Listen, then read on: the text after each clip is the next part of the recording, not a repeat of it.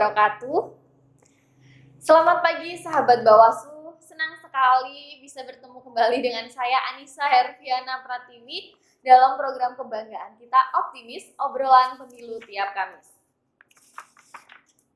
Kalau biasanya optimis sebelumnya saya ditemani oleh 2 atau 3 orang narasumber, spesial hari ini saya hanya ditemani oleh 1 orang narasumber, yaitu Bapak Sugiyatno. Selamat pagi Pak Sugi. Selamat pagi. Sehat Pak? Alhamdulillah sehat nih Pak. Nah, spesial episode kali ini kami akan merangkum pertanyaan-pertanyaan dari kegiatan-kegiatan yang sudah dilakukan oleh Bawaslu Kabupaten Banjarnegara, yaitu sosialisasi pengawasan partisipatif, ada pengembangan desa politik anti politik uang, dan juga pengembangan desa pengawasan. Dan dari kegiatan tersebut biasanya banyak nih dari peserta itu menanyakan beberapa hal, baik itu terkait dengan politik uang ataupun yang lain. Nah, dari pertanyaan-pertanyaan tersebut kita akan merangkum dan akan memberikan jawabannya melalui program Optimis kali ini, sehingga mungkin ada pertanyaan yang mewakili sahabat Bawaslu sekalian dan kita bisa menjawab dan bisa menyebarkannya ke masyarakat yang lebih luas seperti itu. Nah, mulai saja ya Pak, kita berdiskusi pada pagi hari ini tentang, kalau episode kali ini mungkin kita spesifik akan membahas tentang politik uang seperti itu. Mungkin banyak anggapan nih Pak, kalau politik uang itu adalah sebuah budaya. Kalau politik uang yang terlintas dalam pikiran saya adalah budaya politik uang. Nah, seperti itu. Nah, lalu bagaimana nih Pak Sugi itu menanggapi hal tersebut?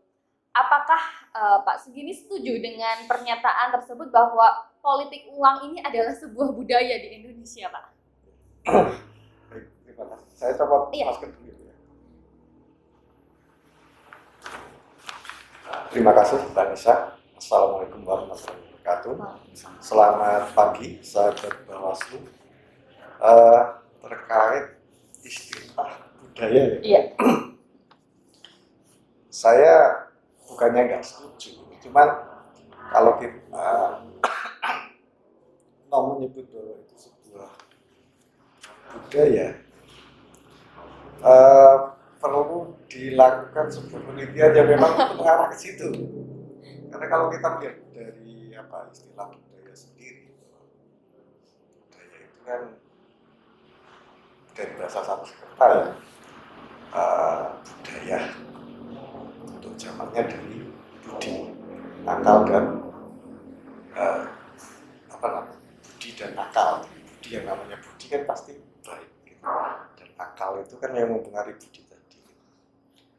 Kalau diterjemahkan yang saya baca di literatur, bahwa budaya itu adalah suatu cara hidup yang berkembang di masyarakat dan itu dimiliki oleh sebuah kelompok. Kalau politik uang dikatakan sebuah budaya, ini kan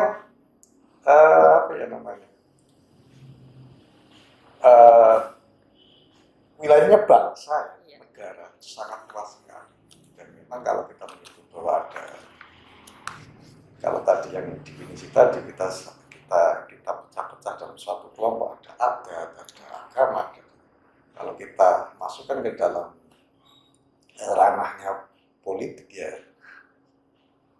bisa dikatakan budaya. Cuman kan itu memerlukan suatu penelitian yang sangat panjang sebenarnya. Apakah itu sebenarnya sebuah budaya atau bukan? Gitu. Kalau saya masih cenderung, kalau saya sendiri secara pribadi menyebut bahwa itu adalah suatu kebiasaan. Gitu. Karena yang namanya budaya itu diterima oleh suatu kelompok, walaupun itu dipaksakan. Sekarang politik uang berapa sih kalau itu sebuah larangan ya, kita katakan sebuah larangan juga, apakah budaya itu dilarang gitu kan? Saya kira saya lebih cenderung menyebut bahwa itu suatu kebiasaan politik saja, belum menyentuh kepada suatu budaya. Menurut saya seperti itu. Dan kebiasaan itu harusnya memang harus dihilangkan ya Pak. Jangan sampai menjadi kebiasaan yang akhirnya menjadi terbiasa. Gitu. Ya, kalau kita kaitkan dengan apa yang sekarang menjadi tren wacana umum bahwa sebuah politik uang itu suatu candu ya, candu demokrasi yang menjadi parasit gitu. Ya memang harus dihilangkan. Kalau parasit kan memang harus dibunuh. Gitu. Harus dikikis sampai habis. Kemudian nih Pak, ini juga banyak ditanyakan oleh banyak peserta. Mungkin juga ditanyakan dari salah satu sahabat Bawaslu yang ada di rumah. Apa sih Pak perbedaan dari politik uang dan kos politik nih? Wah kadang mungkin katanya tuh banyak parpol tuh ngasih uang transport. Nah, apakah itu juga termasuk dari politik uang? Kalau kita bicara politik uang atau kos politik atau biaya politik, politik apa sih?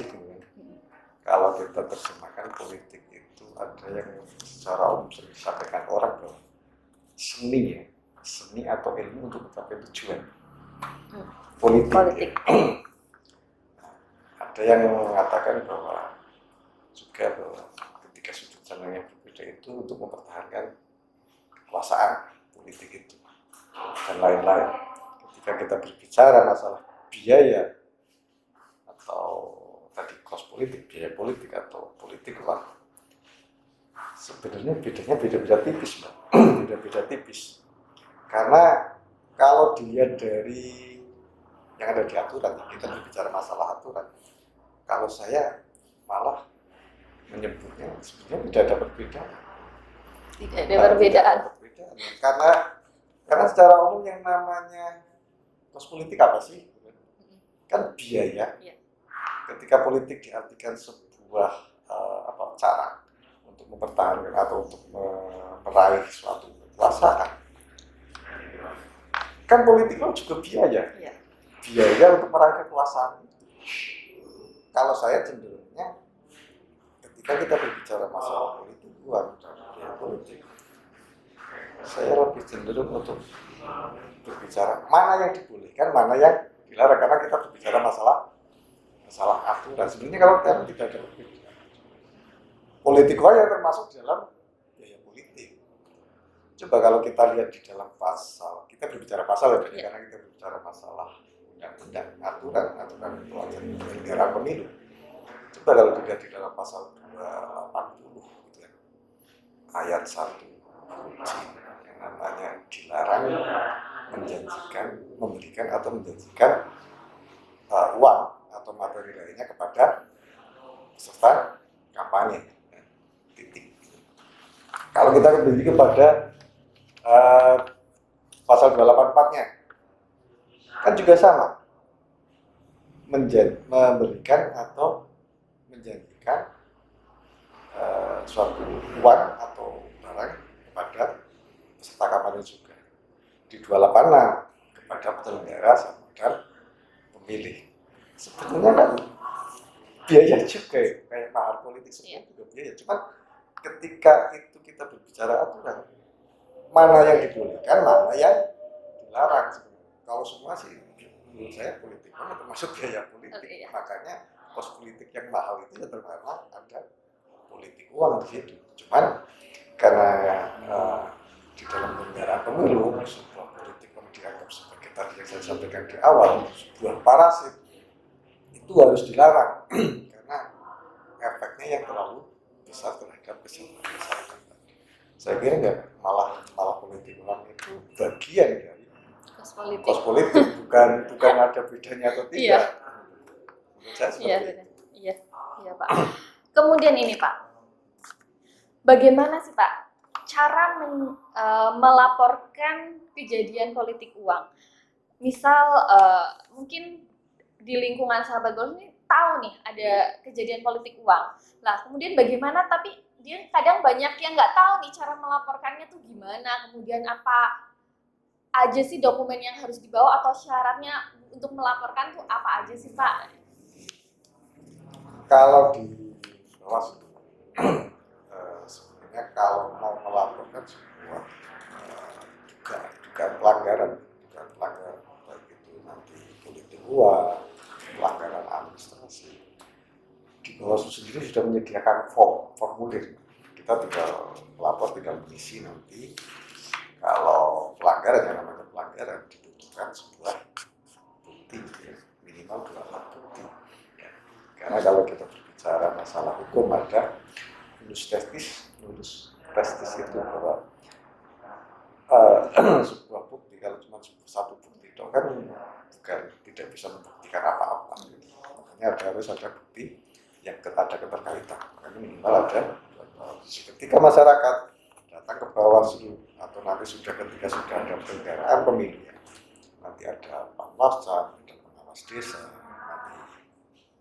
nanti 27 hari sebelum pelaksanaan pemungutan dan penghitungan suara sudah ada pengawas TPS, bisa dilaporkan ke jajaran pemilu sampai tingkat bawah yang pengawas TPS tadi. Ya. Tapi ketika masih tahapan sebelum sampai itu, sampai ke pengawas desa atau pengawas kelurahan, bisa disampaikan ke situ, nanti bisa dari pengawas desa ini disampaikan ke panwascam, ya, pengawas kecamatan, baru sampai ke Bawaslu. Kalau itu memang harus diselesaikan oleh Bawaslu. Nanti tinggal dilihat kewenangannya saja. Ini bisa diselesaikan di Panwascam atau Bawaslu. Tapi terkait politik uang, memang yang mempunyai kewenangan untuk menindaklanjuti adalah Bawaslu. Dan nanti dari Panwascam bisa dilaporkan ke Bawaslu atau masyarakat bisa datang langsung ke Bawaslu untuk melaporkan kejadian dugaan pelanggaran itu. Tapi perlu diketahui juga bahwa di luar sana gitu ya, di masyarakat kan apa ya? Ini terkait pemilu ya, bukan pilkada ya. Pilkada kita kesampingkan dulu. Ketika ada event atau mungkin penyelenggaraan pemilu, masyarakat kan sudah di sana ada politik uang, di sana ada politik uang. Ternyata itu bukan politik uang. Karena kalau kita melihat pengaturan tidak pidana politik uang di dalam undang-undang pemilu itu kan memang apa ya, bisa dibilang sangat rigid gitu ya. Ketika kita berbicara masalah politik uang di pilkada, pasalnya cuma satu. Pasalnya cuma satu. Kalau di pilkada pemilu kan kalau tidak salah itu ada 4 pasal kan yang mengatur tentang tindak pidana politik uang, pasal 515, 519, 521 sama 523. Ada 4 pasal yang mengatur itu dari mulai tahapan kampanye, mulai tahapan pencalonan DPD, terus nanti lompat ke kampanye, pemungutan dan penghitungan harus dilihat dulu. Karena kalau kita sudah berbicara masalah tindak pidana pemilu terkait dengan politik uang, itu banyak sekali yang harus dilihat dari subjeknya, dadernya ya, pelakunya, terus unsur-unsurnya, terus sanksi. Kalau sanksi sama lah ya, cuma mungkin beda di waktu, ya. Di waktunya agak berbeda, unsur-unsurnya sama. Perbuatan itu, cuman yang memang agak berbeda kan di dadernya, pelakunya ini yang agak berbeda.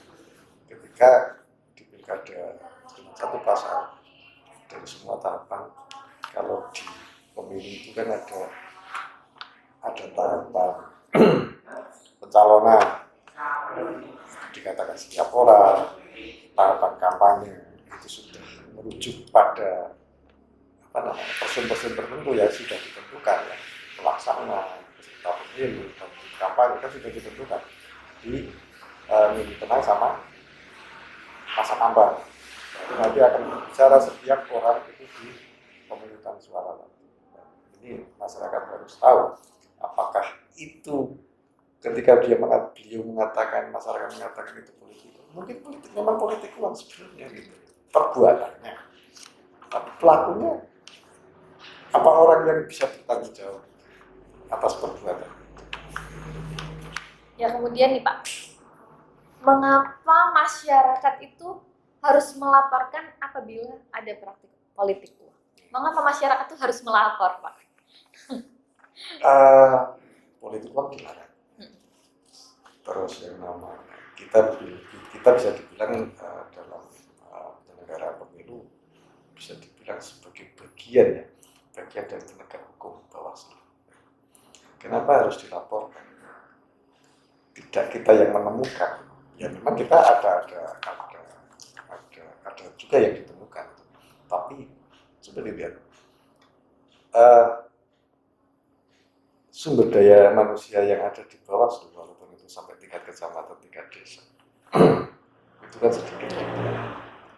Kalau tidak ada peran serta masyarakat, ya sangat sulit. Kita sudah ada peran serta masyarakat pun, ketika sudah ada laporan pun, kita sulit membuktikan bahwa itu terjadi kejadian itu atau dugaan itu adalah sebuah tipuan gitu. Cuman yang memang kita menghimbau kepada masyarakat, seluruh elemen masyarakat, bahwa memang ketika terjadi mereka melihat ada sebuah perbuatan atau tindakan bagi dalam ranah pemilu, ya entah itu nanti masuk dugaan itu diperkuat atau tidak, atau cuma sekedar dugaan di awal terus akhirnya tidak bisa dibuktikan, ya memang sebenarnya ketika melihat itu ya harus dilaporkan gitu. Masalah nanti memenuhi unsur atau tidak, nanti Bawaslu, kepolisian dan kejaksaan yang nanti akan mempertimbangkan atau mengkaji apakah ini sebuah perbuatan atau tindakan yang memenuhi unsur dikatakan sebagai perbuatan atau tindak pidana politik uang. Masyarakat saya harapkan jangan enggan. Kadang kan memang terjadi yang di masyarakat itu ketika ada politik uang biasa. Ya. Ini mulai dihilangkan.